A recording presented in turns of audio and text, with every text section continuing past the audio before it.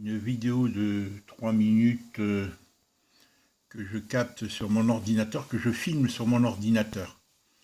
Cette vidéo, je l'avais envoyée à Félicien au mois de février 2016. Je crois que c'est l'année où il s'est installé à Auray.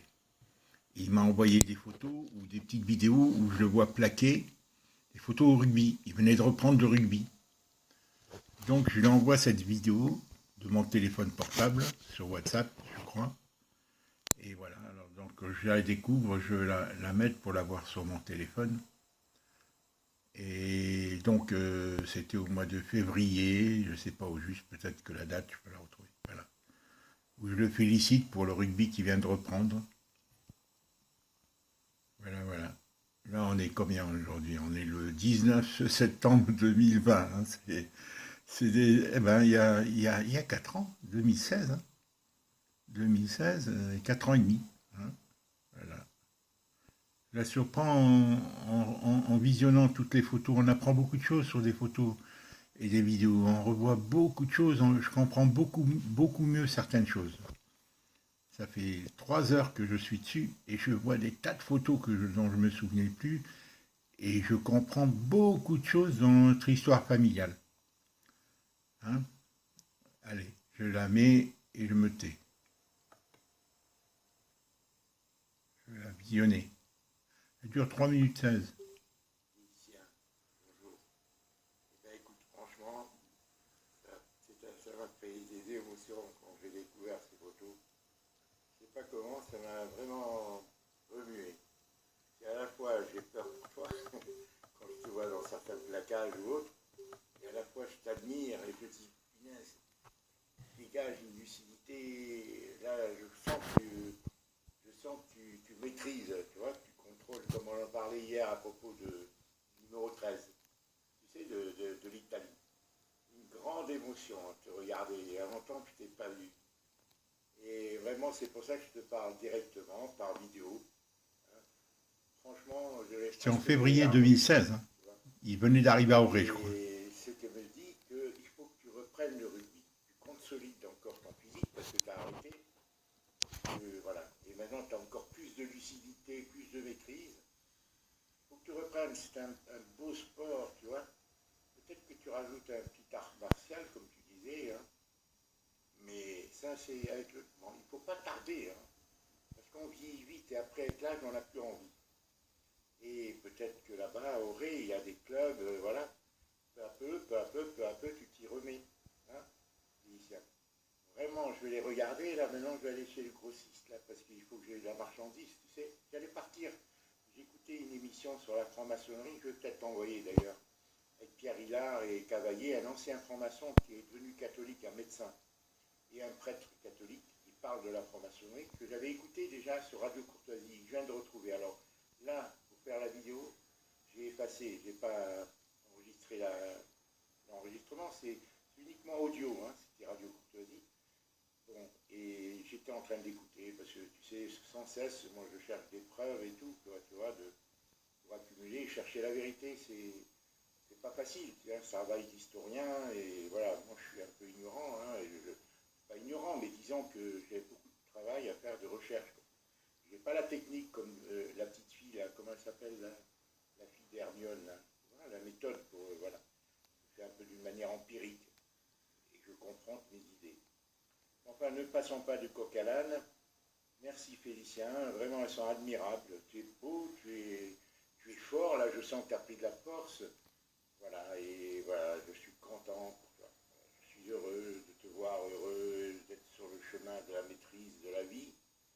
Il est long, hein, on croit toujours saisir, mais il y a toujours plus, toujours plus. Et être humble aussi, hein, savoir que bon, ben, on n'est pas Dieu. Hein. Je te salue Félicien, je vais aller chez mon grossiste, tu fermes à 6 heures. Et voilà, je t'embrasse, à bientôt, très bientôt, tu pars demain. Je vais peut-être t'envoyer une ou deux petites vidéos à regarder dans le train, car je crois qu'il y a la Wi-Fi dans le train. Je ne sais pas, je ne suis pas sûr. Bon, c'est de bon moment, passe de bons moments. Et tout à l'heure, je regarderai tes photos, parce que là, je dois y aller. Merci. À bientôt. Donc, Félicien, je ne l'avais pas vu depuis 3 ans. Et il était revenu début novembre 2015. Et là, donc, c'était nos retrouvailles, où il rétablissait un lien avec moi. Il rétablissait un lien avec moi et j'étais ému, parce que je ne le voyais pas depuis 3 ans. Et c'est pour ça que je suis d'autant plus ému, là, parce que là, on est en février 2016. Mais là, en visionnant cette vidéo, je parle politique. Et là, je m'aperçois que j'étais vraiment très politisé depuis 1995. Depuis que j'avais découvert Radio Courtoisie. Politisé par la force des choses. Politisé par la force des choses. Parce que par mon métier, où j'avais tant de difficultés, et les procès que j'avais, tous les procès que j'avais qui m'avaient amené à être politisé. Et ça, j'agissais en homme. Moi, je ne connaissais rien, il fallait que je m'instruise, il fallait... Bon, en réalité, depuis 1970, depuis que j'étais rentré en fac, que j'avais vu tout le trucage, depuis 1968, et même depuis que je suis rentré en France, 65, j'étais un ignorant.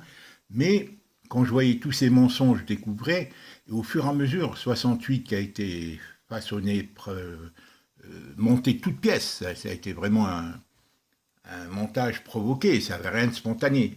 Et après, à la fac, j'ai appris tout ça, et après, je découvrais le monde truqué, de plus en plus. Et après, quand j'ai eu toutes les difficultés sur les marchés à obtenir les places, j'ai vu la corruption, et tous les procès que j'ai eus, où je voyais la franc-maçonnerie agir et tout, je savais que tout était, et je prenais conscience.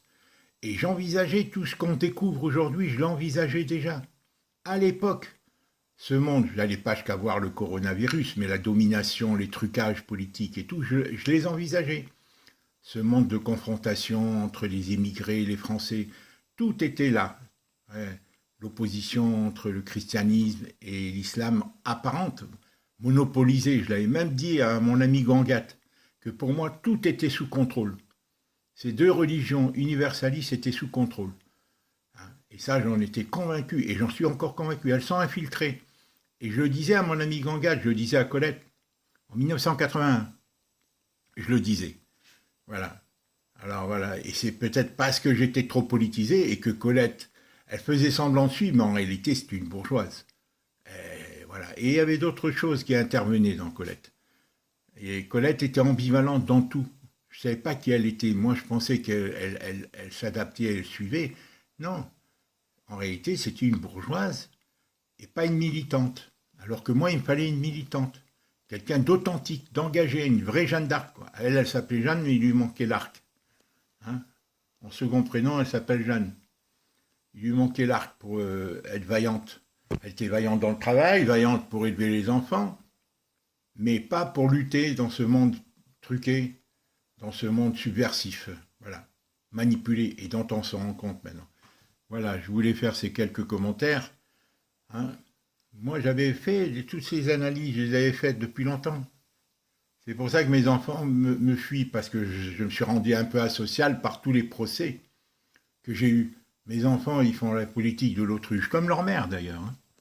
Hein. Comme leur mère. Alors, ils se réfugient à l'église, comme certains et tout ça, mais c'est pas suffisant. Hein. Il faut... voilà, regarde, on vient d'imposer l'avortement.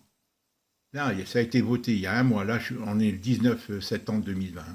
C'est ça que je veux l'envoyer à mes enfants. Et on est 19 septembre 2020. Et il y a, à la fin, je crois, juillet, oui, 31 juillet, ils ont voté incognito à la sauvette, comme on dit, l'avortement jusqu'à 9 mois pour des raisons psychosociales, soi-disant. Ils l'ont autorisé, mais ce n'est pas entré en application. Mais il n'y a eu aucune manifestation. Aucune manifestation des évêques ou rien, rien. C'est pour te dire que c'est sous contrôle tout ça. Bon, allez, on verra avec le coronavirus à quoi ça va aboutir. Pour moi, ça présage rien de bien. Hein.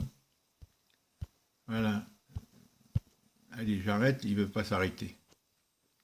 Voilà, j'étais content de découvrir cette vidéo où je m'adressais à Félicien, puisque c'était nouveau, il revenait chez moi depuis que Colette était partie. Mais même avant, il était opposé à moi, Félicien. Il a quitté la maison en 2010, avant que Colette ne me quitte.